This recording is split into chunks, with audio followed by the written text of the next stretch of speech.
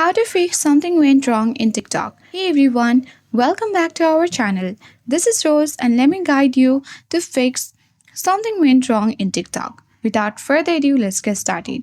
First of all, make sure that you have stable internet connection. For that, you need to simply open settings, tap on your Wi-Fi, and you need to make sure that your connected Wi-Fi has good internet connection.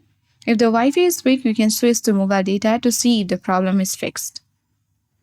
If that doesn't help, you need to long press on TikTok app icon and tap on I button.